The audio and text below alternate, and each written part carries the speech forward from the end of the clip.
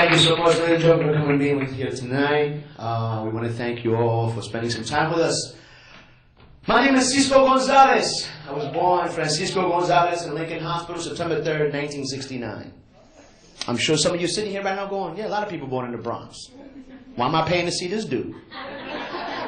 Because I don't really have an answer for you. But you're here, the money's in my pocket, and there's a shootout on the Grand Concourse. So relax and take it easy, okay? How many non-Latinos do we have tonight? Non-Latinos in the audience? Non-Latinos. Non-Latinos. All right. Thank you for coming and supporting the work. Okay. All right. By the way, we want to thank Scarsdale Ford's in the house. Scarsdale Ford. Thank you so much. They sponsored my transportation to the show. Thank you for the Metro card. Because we know you ain't selling no fucking cars right about now, so Black Friday means a whole different thing in your industry right now. Oh, man. Shout out to all our paying customers. Paying customers, God bless you. Muchísimas gracias, paying customers. A shout out to all the people who got comp tickets. God bless you, too. Yeah. We just don't like you as much as we like the fucking paying customers, okay? Puerto Ricans always want to get comp, man. What's that about? Cisco, can you leave my name at the door, Papa? Yeah, Juanito plus 11. Juanito plus 11. I'll tell you what, Juanito plus 11, make sure you bring some folding chairs and some fucking binoculars. Because that's where you're going to watch the show from. See, that's what I love about having been raised in the Bronx, yo. The diversity, the attitude. You know, the spirit of, let's see if we can get over. I love the fact that I was born and raised in the Bronx. Although it was a little confusing sometimes, my people. Yeah, being Puerto Rican in the Bronx was a little confusing. Let me explain. In my house, in mi casa, I was Puerto Riqueño, baby. 100% Puerto Rican. My father would say, tú eres Puerto Riqueño. Y no te olvides condenado. Different story when I left the house. See, because when I left the house to go to school, I had to walk through the black neighborhood, Irish neighborhood, Italian neighborhood. Right, see, the Bronx wasn't all Puerto Rican at that time. We took over that shit gradually.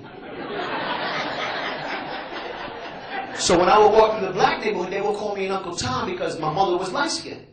Right? The Irish people would call me a spick, and the Italians, all them motherfuckers were all over the place. One day I was a spick, the next day I was a nigga. I was like, yo, make up your fucking mind, yo. Pick one. I can be either nigga or spick, but help me, work with me. Then I get to school and Sister Mary fucking Ugly tells me, I'm an Americano. What the fuck? Holy shit. And then to make matters worse, my people, in 1971, I get on a plane to go visit my homeland, La Isla del Encanto, Borinquen. And I land in Puerto Rico, and you know what? I'm not even Puerto Rican there. I'm a New Yorican. So I said, fuck it, if it's going to be that hard to be Puerto Rican, I'm going to be something else. So I grew some dreadlocks, and I was Jamaican. For 3 years, I was Jamaican, baby. Pissed my father off, man. Everywhere I went, application to nationality, I said Jamaican. People ask me where I'm from. Kingston, Jamaica, man. Who the bumbleclad boy that deal with star? But I finally came to realize that being Puerto Rican was about here and here. So I am Puerto Rican, my people. I dropped the accent, kept the dreads, and I ignored the contradictions now. Because nationality should be like a religion. You should pick the one that works for you. Right? Because I know a lot of white guys that should be black. I know a lot of black guys that should be Dominican. And I believe everybody should have an out-of-nationality experience. Because I enjoyed being Jamaican for a little while. The week was wonderful.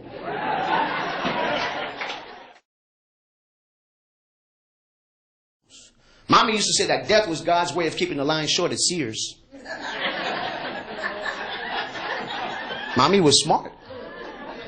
I remember going to shopping with her and I see this long line. I'm thinking, dear God, kill these last 5 motherfuckers. No, Gilligan's Island's about to start. I don't want to miss that shit. Oh, shit, I have my novellas too. Yeah, man. But the most fun that you have as a kid at a funeral, oh, man, was when this happened, right? Because no matter how fat, ugly, disgusting, broke, smelly my uncles were, they always had a chia. They always had a mistress. It was ridiculous. And here's the thing, the chias always look better than my aunts. Right? You be at the funeral, you see my aunts in the corner talking about, yo, with their chichos hanging out. Next week, Jack LaLanne sucias.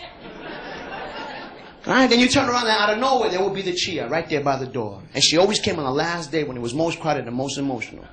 Right? Making an entrance, looking hot. Nice little black spandex outfit, you know. Spaghetti strap, you know. Matching pearl earrings, fake pearls, excuse me. Right? 6-inch stiletto heels, you know. Open toe, even though it was the wintertime because she's Latina. Standing there, man, for everybody to look at, right? Making a scene. Hi! I love him. Hi! And she starts strutting her stuff towards the casket. And as a little kid, you want to warn her about the 3-foot rule. You know the 3-foot rule, right? Only family and lovers, and wives are allowed closer than 3 feet to the casket. But then I wanted to see her ass get her ass whooped. Because you know that was going to happen. And as a little kid, you know, you was just waiting for the skirts to start ripping, legs opening up, and a teta to pop out. Yeah, I know some of you sitting there going, but that's not family, yeah, but a teta's a teta, fuck it. Shit. And sure enough, man, you know. And the thing is, right, you always have one aunt that was like Mel Gibson, right, in Braveheart. Hold, steady, and ahora puñeta! And they would beat this woman's ass like she owed the family money. I mean, if you were outside the funeral parlor, you swear to God that the espíritu was in there, you know? But nah, they were beating this woman's ass. Desgraciada, hija de tu madre, condenada, coño, rompe de hogar, sucia. I mean, they would snatch this woman's wig, rip, you know, scratch her face, right? Wrap her pantyhose around her neck, beat her with her own taco. Yes, they beat this woman with her own taco. She had a taco on her foot and a taco stuck in her head. Ay bendito, every time she tried to take the taco out of her head, blood would gush out. So she had to put that motherfucker back in. I felt bad for her. So here's the moral of the story. Any chias here tonight? Any chias? All right. No, this is a Christian crowd. I'm sorry. Am I in the Bronx? Well, just in case you happen to know a chia, okay? Remind her of the 2 most important rules, all right? Do not get closer than 3 feet to the casket, and don't wear tacos to your lover's funeral, okay? Oh. See, I learned a lot about relationships from my parents. I learned that the best way to communicate with a woman is to ignore her. That's right. I learned that if you need some space in your relationship, throw a peo, big fart, yo. She'll back up then, goddammit. That's right. I learned that women are very self-conscious about their weight. Maybe that's why they eat so much. That's right. I learned that if you criticize a woman about her weight, God will punish you. And I found out that the woman is God, so not a situation you're going to win, fellas. That's right. I learned that yes means no, no means maybe, maybe means sometimes, depending on what time of month it is. That's right. Sometimes can mean yes or no, regardless of what time of month it is. And never means never, no matter what time of month it is. See, love is complicated. Yes. Yeah. I learned from my father, though, that when you have an argument with your wife, fellas, take a note. Always answer a question with the question. Hey, where were you last night? Where were you last night? Were you out drinking? Were you out drinking? Are you trying to change the subject? Are you changing the subject? Where was your dick last night? Where was your dick? Oh, shit! It doesn't work if she's smarter than you, fellas. That's when you criticize her weight. She'll forget about your dick. Yo no estoy gorda. ¿Tú crees que yo estoy gorda? Nah, that's why they call love handles, mama. Oh, man, love my dad, man. My dad tried to teach me about politics. It's very important that we teach our kids about politics, man. Yep, my father told me that politics was basically about bullshit.